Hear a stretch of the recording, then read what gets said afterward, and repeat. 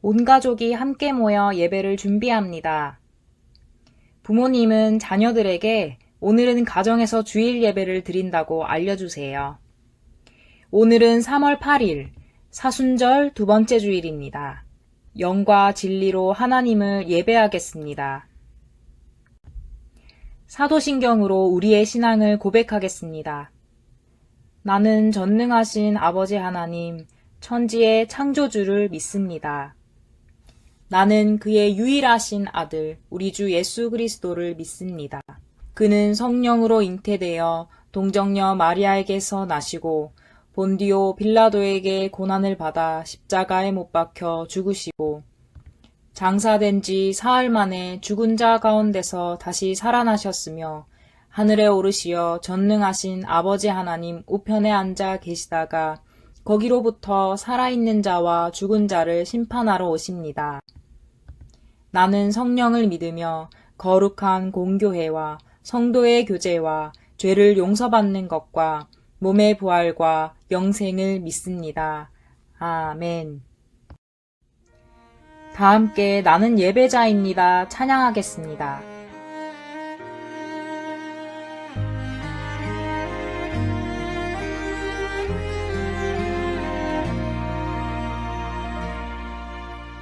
나는 하나님을 예배하는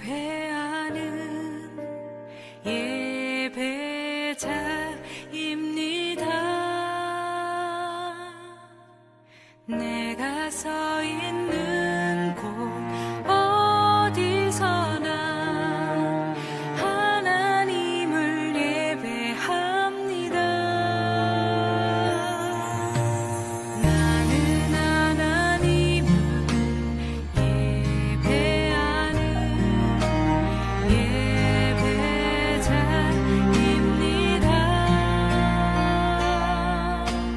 내가 서 있는 곳 어디서나 하나님을 예배합니다.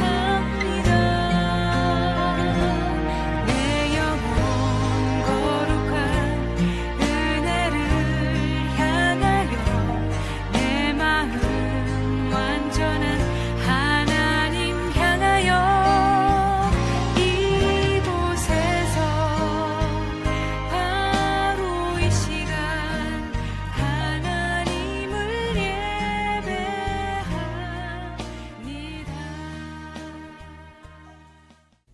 각 부서에서 제공하는 설교 영상을 시청하며 말씀에 귀를 기울입니다.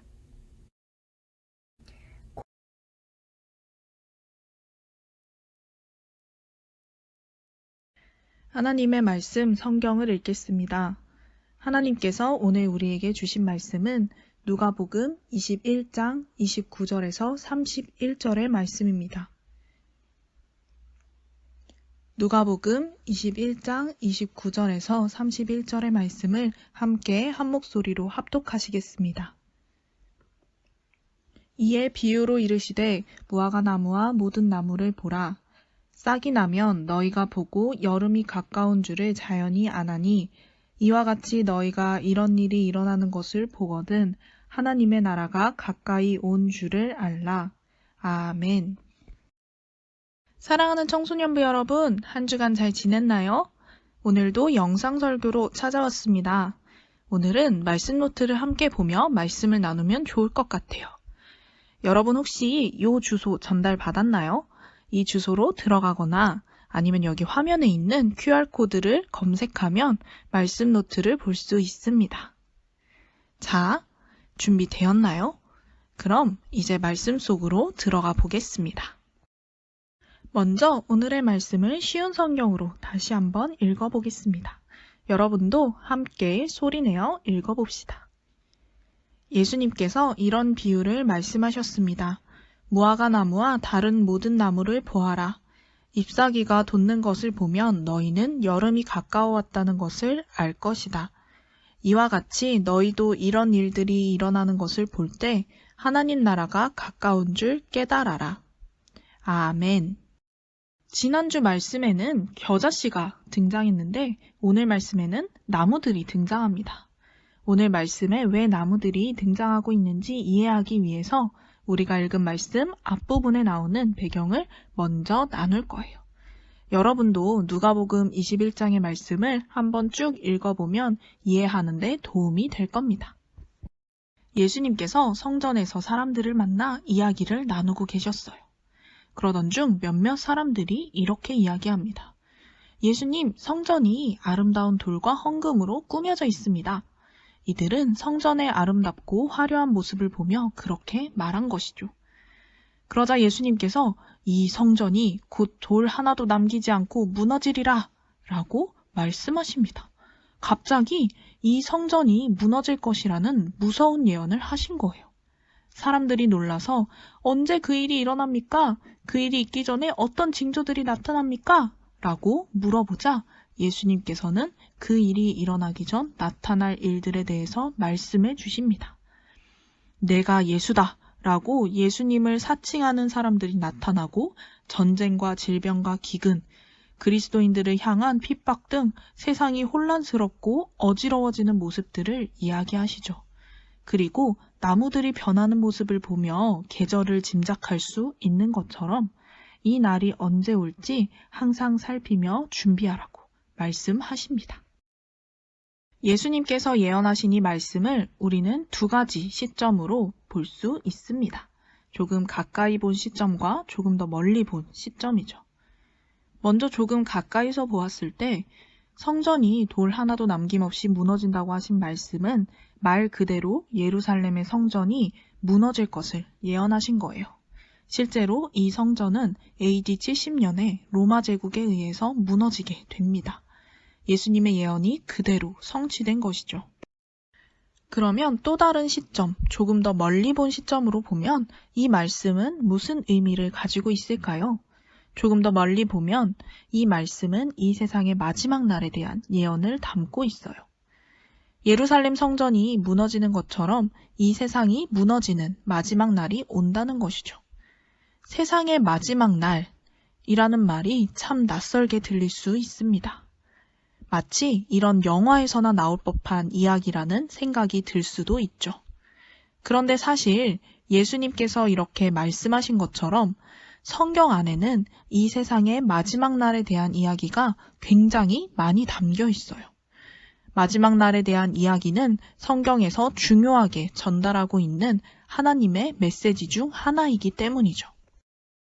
이 세상의 마지막 날이라는 말을 들으면 꿈도 희망도 없는 절망적인 상황이 생각날지도 모르겠네요. 그런데 성경에서 말하는 마지막 날은 이렇게 꿈도 희망도 없는 그런 날이 아닙니다. 이 날은 예수님께서 이 땅에 다시 오시는 날이기 때문이죠. 바로 예수님의 재림의 날이에요. 예수님의 재림은 이 시대가 끝나고 새로운 시대가 오는 사건, 즉 이 세상이 그 죄악으로 인해 심판을 받고 완전한 하나님 나라가 완성될 사건입니다.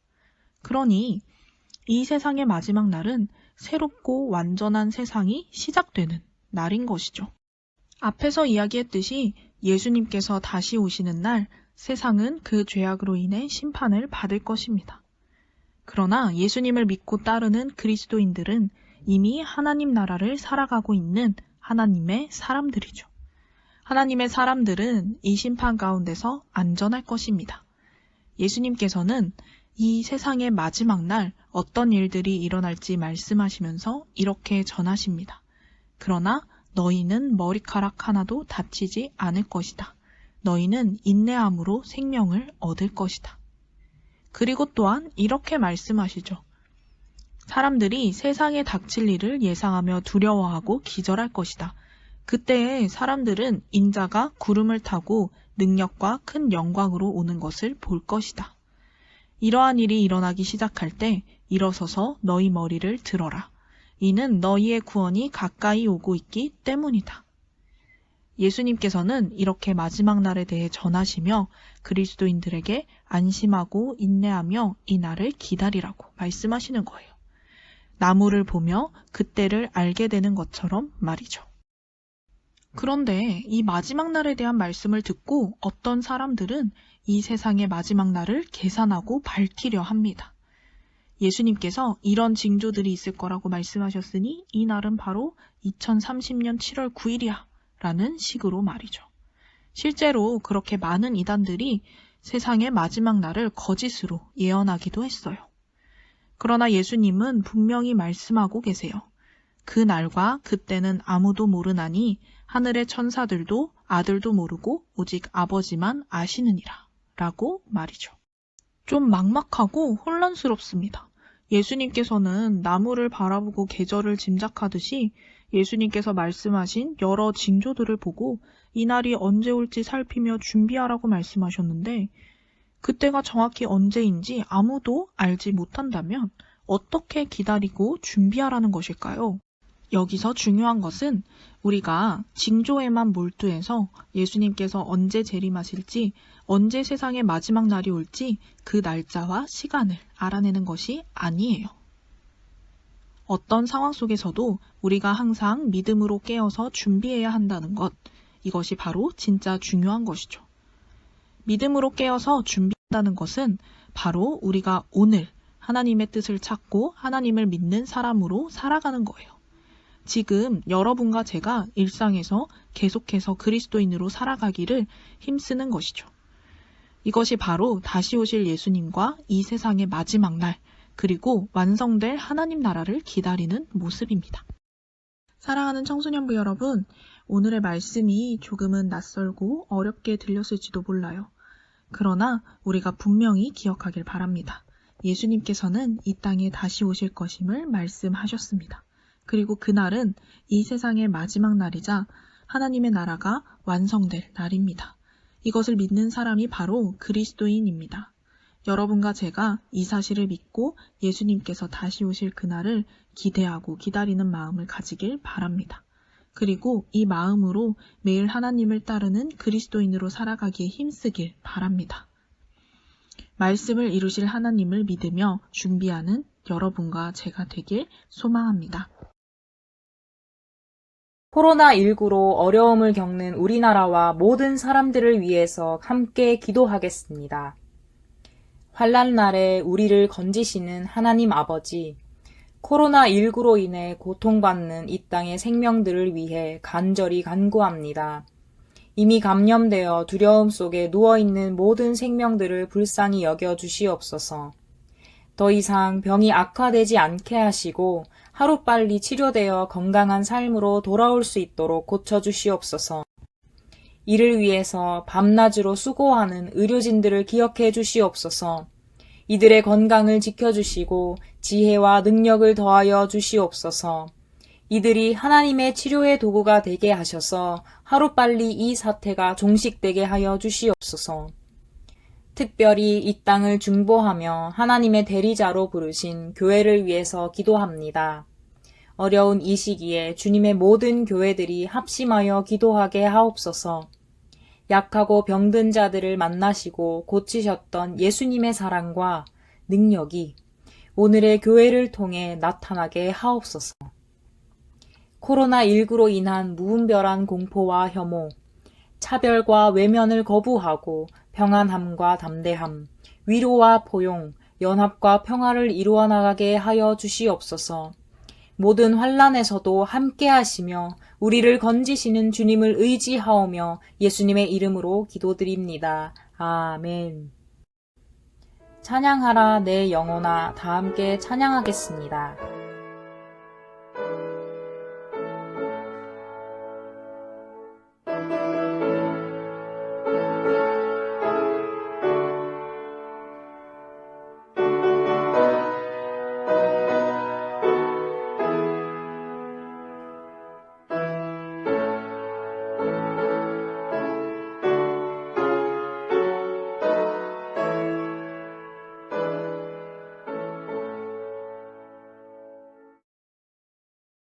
주님께서 가르쳐 주신 기도로 함께 기도합니다. 하늘에 계신 우리 아버지, 아버지의 이름을 거룩하게 하시며 아버지의 나라가 오게 하시며 아버지의 뜻이 하늘에서와 같이 땅에서도 이루어지게 하소서.